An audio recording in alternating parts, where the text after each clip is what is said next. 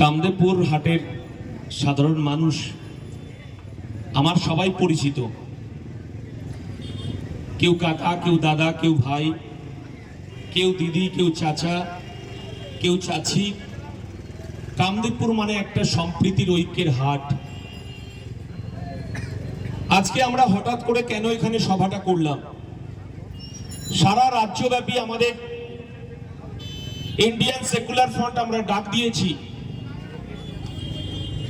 এই বাংলায় যারা লুট করলো, এই বাংলায় যারা গরিব খেটে খাওয়া শ্রমজীবী মানুষের অধিকারটাকে লুট করলো, যারা বোমা গুলি পিস্তল দিয়ে মানুষের অধিকারকে কেড়ে নিতে চাইলো, আমরা সারা রাজ্য জুড়ে আমরা জাঠা বার করেছি। আপনারা জানেন যে গত 20 তারিখে এই পশ্চিম বাংলার মানুষের অধিকারের দাবি নিয়ে আমরা ধর্মতলায় উপস্থিত হয়েছিলাম। আমরা মমতা বন্দ্যোপাধ্যায়ের পুলিশকে বারবার আমরা চিঠি দিয়েছিলাম। মমতা বন্দ্যোপাধ্যায়কে বলেছিলাম, এই বাংলার বেকার যুবক তারা রাস্তায় কাঁদছে, এই বাংলার আদিবাসী দলিত তাদের SC STটা চুরি হয়ে যাচ্ছে, এই বাংলায় সরকারি চাকরি নেই, সরকারি চাকরিগুলো তৃণমূলের নেতা মন্ত্রীরা তাদের আত্মীয় স্বজনের মধ্যে ভাগ করে নিয়েছে।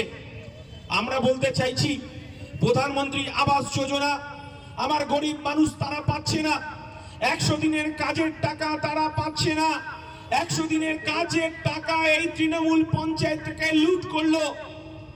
আমরা সেই দাবি নিয়ে মমতা বন্দ্যোপাধ্যায়কে, নওশাদ সিদ্দিকী আমার চেয়ারম্যান চিঠি করেছিল যে মাননীয় মুখ্যমন্ত্রী, আপনি এই বাংলার অভিভাবক, আমাদেরকে ধর্মতলায় 10 ফুট বাই 10 ফুট একটা জায়গা দিন। এই বাংলার বেকার যুবক এই ধর্মতলায় একটু প্রাণ খুলে কাঁদতে চায়, এই বাংলার আদিবাসী যুবক যুবতীরা তারা একটু প্রাণ খুলে কাঁদতে চায় ধর্মতলায়, এই বাংলার সংখ্যালঘু মুসলমানরা তারা ধর্মতলায় একটু কাঁদতে চায়, এই বাংলায় আদিবাসীদের জল জমি জঙ্গলের অধিকার তৃণমূল চুরি করে নিয়েছে। আমরা ধর্মতলায় মাননীয় মুখ্যমন্ত্রী আমরা একটু কাঁদতে চাই। মাননীয় মুখ্যমন্ত্রী, আপনি তো মাঝে মধ্যে হিজাব পরেন, আপনি মাঝে মধ্যে বোরকা পরেন, আপনি কখনো সুবহানাল্লাহ কখনো ইনশাআল্লাহ করেন, এই বাংলার মুসলমান সমাজ আপনাকে বিশ্বাস করে। আমরা একটু কাঁদতে চাই ধর্মতলার বুকে।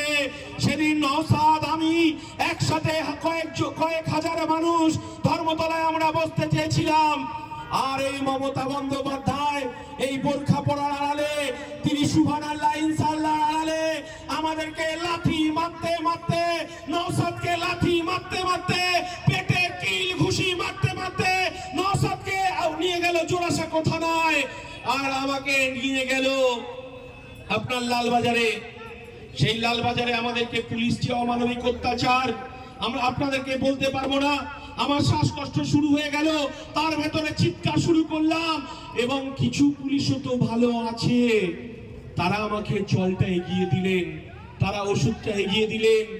আমরা বলতে চাইছি, এই মমতা বন্দ্যোপাধ্যায় তিনি পুলিশ দিয়ে আমাদেরকে মারতে মারতে জেলের ভেতর নিয়ে গেছে, কিন্তু ভারতবর্ষের সংবিধানটা আছে, ভারতবর্ষের সংবিধান ধর্মনিরপেক্ষতার কথা বলে, ভারতবর্ষের সমস্ত জাতি ধর্ম মানুষের তার অধিকারের কথা বলে। সেদিন আমরা সংবিধানের উপর আস্থা রেখেছিলাম। 24 ঘন্টার মধ্যে এই দানবীয় মুখ্যমন্ত্রী, নির্লজ্জ বেহায়া মুখ্যমন্ত্রী, তার নির্লজ্জ পুলিশ প্রশাসন আমাদেরকে ছেড়ে দিতে বাধ্য হয়। সেদিনকে এই আমডাঙ্গার কয়েকশো বাইক সেদিনকে আমাকে ময়না থেকে তারা এই পথে নিয়ে গিয়েছিল আবাল সিদ্ধি মোড় পর্যন্ত। আমডাঙ্গার আইসি আমাকে ডাকলেন যে বিশ্বজিৎ বাবু আপনার সঙ্গে কথা আছে, আপনি একটু আমাদের সঙ্গে দেখা করবেন। আমি আইসির সঙ্গে দেখা করলাম। আইসি বললেন, বিশ্বজিৎ বাবু, আমডাঙ্গায় আমি কোনো বাইক র্যালি করতে দেব না, কোনো মিছিলও করতে দেব না। আমি তখন আইসি কে বললাম, আইসি সাহেব এটা কি শুধুমাত্র ISF এর জন্য? আইসি সাহেব বললেন, এই খাকি পোশাকটার মর্যাদা দিতে চাই, আমার কাছে ISF ও যা, তৃণমূল তা, বিজেপি তা। আমি সেদিনকে শুনে এসেছিলাম, আমি কিচ্ছু বলিনি। তবে আইসি কে আর একটা কথা শুনিয়ে দিতে চাই, যদি এই রফিকুর রহমানের নেতৃত্বে এই রাস্তায় যদি যে রুট দিয়ে এই চোর তৃণমূল মিছিল করবে, 2 ঘন্টার নোটিশে হাজার হাজার মানুষ এই রুট দিয়ে মিছিল করবে, এই কথাটা আইসিকে বলে দিতে চাই। আমরা মাথায় কাফন বেঁধে লড়াইয়ে নেমেছি আমডাঙ্গায়। এই আমডাঙ্গায় আমরা যখন ছোট ছিলাম, বোদা স্কুলে পড়তাম, এবং আমরা দেখেছি আমার বাবা এই কামদেবপুর হাট থেকে বাজার করে নিয়ে যেত, সবজি না নিয়ে গেলে আমাদের খাওয়া হতো না। সেই দারিদ্র্যের কথা আমরা জানি, কিন্তু আমডাঙ্গায় আজকে এই হাটের এই এমএলএ 15 বছরে 10 কোটি 50 লক্ষ টাকা ব্যক্তিগতভাবে পেয়েছে। এমএলএ কোথায়? একবারের জন্য এই হাটের মানুষ কোথায় যাবে, হাটে কোথায় দোকানদারি করবে, একবারের জন্য হাটের দোকানদারদের সঙ্গে বসেনি, বরঞ্চ তিনি এই হাটকে কিভাবে উচ্ছেদ করা যায় প্রতিদিন তার ষড়যন্ত্র করেছে রফিকুর রহমান। আমরা বলতে চাইছি, হাটে যারা দোকান দেন, হাটে যারা ব্যবসা করেন, এই ফুটপাতে মিরাটি থেকে শুরু করে রাজবেরিয়ায় যারা এই সরকারি জমি দখল করে, রাস্তা দখল করে, কেউ একটা পানের দোকান, কেউ একটা চায়ের দোকান, কেউ একটা বিড়ির দোকান, কেউ একটা ফলের দোকান, কেউ একটা সবজির দোকান, কিন্তু আমরা দেখলাম যে তাদেরকে উচ্ছেদ হতে হলো। আমরা জানি উন্নয়ন কখনো থেমে থাকে না, কিন্তু এই গরিব মানুষগুলো, তাদের পরিবারের তাদের চুরির টাকা নেই, তাদের মিড ডে মিলের চাল চুরির টাকা নেই, এই গরিব মানুষগুলো তিরপল চুরির টাকা নেই, জব কার্ডের টাকা চুরির টাকা নেই। তারা তো এই পান বেচে, সবজি বেচে তারা দোকানদারি করত। এই এমএলএ একবারও বিধানসভায় গিয়ে মমতা ব্যানার্জির চোখে চোখ রেখে বলল না যে দিদি আপনি তো নাকি গরিব মানুষের মহিষা, আপনি এই ফুটপাতবাসীদের জন্য অন্তত মিনিমাম 2 লক্ষ টাকা দিন, আপনি তো অনেক খেলা মেলা মন্দির নিয়ে আপনি ব্যস্ত আছেন, এই ফুটপাতের মানুষের জন্য আপনি অন্তত 2 লাখ টাকা করে বরাদ্দ করুন। সেই সৎ সাহস রফিকারের হয়নি। আমরা বলতে চাইছি, এই আমডাঙ্গাটাকে বোমা, গুলি, পিস্তল দিয়ে দখল করে রাখার চেষ্টা করেছে। এই আমডাঙ্গায় 11 সালের পরে মিডিয়ার মধ্যে তুলে নেবে ভাই,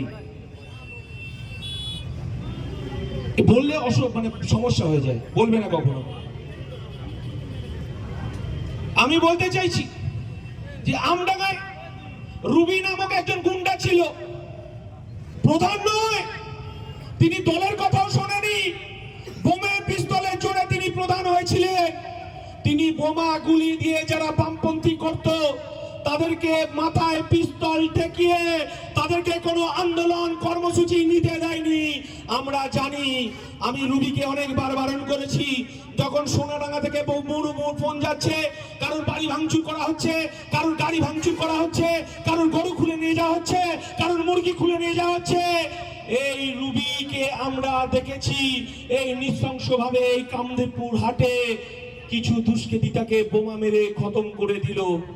আমডাঙ্গার মানুষ 34 বছরে কেউ কংগ্রেস করেছেন হাত চিহ্নে, কেউ বিজেপি করেছেন, কেউ সিপিআই বামপন্থীদেরকে ভোট দিয়েছেন, কিন্তু কামদেবপুরের মানুষ কখনো এই হাটে বোমের আওয়াজ শুনেনি।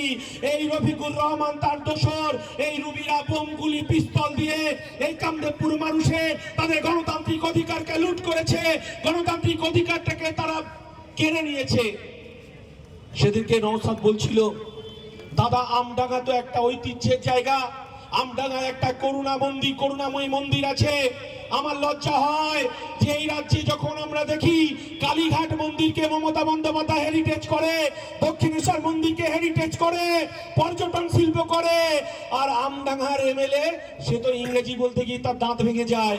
একটা বারের জন্য তিনি করুণাময়ী মন্দিরকে হেরিটেজ করতে হবে, একটা পর্যটন শিল্পকে কেন্দ্র করতে হবে, বরঞ্চ এই এমএলএর নেতৃত্বে প্রত্যেক বছর করুণাময়ীতে 5000 গরিব মানুষদের জন্য শাড়ি বিলি হয়।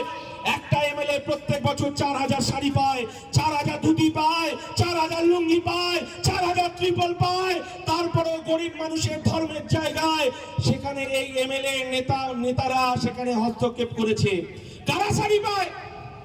যারা তৃণমূলের বোমা বাঁধে, যারা তৃণমূলের ঝান্ডা বাঁধে, যারা সন্ত্রাস করে বেড়ায়, তাদেরকে এই শাড়িগুলো দেয়।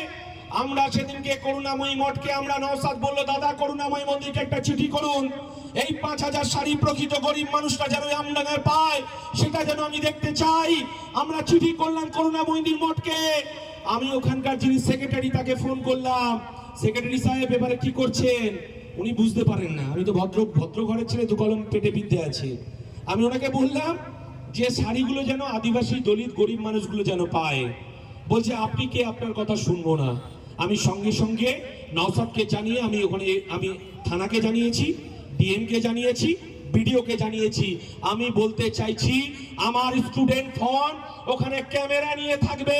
কোন তৃণমূলের বাড়ির নেতারা যারা বোমবাদে যদি শাড়ির লাইনে দাঁড়ায় তাহলে আইএসএফ কাকে বলে আর নওশাদ সিদ্দিকী কাকে বলে আমরা সেই কথাটা বুঝিয়ে দেবো তৃণমূলের নেতাদের। একটা মন্দিরের শাড়িটা পর্যন্ত ছাড়ছে না, বুঝতে পারছেন? এরা কয়লা খায়, আপনারা তো জানেন। আমি অনুব্রত মণ্ডলীর প্রসঙ্গটা পরে আসছি। এরা কোনো কিছু খেতে বাদ রাখছে না। আচ্ছা, আমরা তো হাসিম আব্দুল হালিমকে 8 বারে আপনারা এমএলএ করেছেন। হিন্দু, মুসলমান, আদিবাসী, দলিত সবাই ভোট দিয়েছেন। একটা সময় এই আমডাঙ্গার ঐতিহ্য, এশিয়ার কমনওয়েলথে যখন তিনি প্রেসিডেন্ট ছিলেন তখন এই আমডাঙ্গার ইতিহাস আমরা সারা পৃথিবীর মানুষ জানতো। আর এই 11 সালের পর এই আমডাঙ্গার মানুষ বোমা, গুলি, পিস্তল দিয়ে চিনছে। আচ্ছা, আমাদের প্রত্যেকের স্বাধীনতা আছে। কেউ বিজেপি করবে, কেউ তৃণমূল করবে, কেউ সিপিআইএম করবে, কেউ ফরওয়ার্ড ব্লক করবে, কেউ আইএসএফ করবে, কেউ হাত চিহ্ন কংগ্রেস করবে, এটা তো তার গণতান্ত্রিক অধিকার। কিন্তু এখন আপনারা দুটো ধ্বনি শুনতে পাই। এক হচ্ছে জয় বাংলা, যে জয় বাংলা স্লোগানটা শেখ হাসিনার পার্টির দেওয়া জয় বাংলা, এটা বাংলাদেশের স্লোগান জয় বাংলা। আর জয় শ্রীরাম বলছেন, আরে আমিও তো হিন্দু ঘরের ছেলে, আমিও তো রামকে পুজো করি। রাম কি জয় শ্রীরাম ধ্বনি দিতে এই যে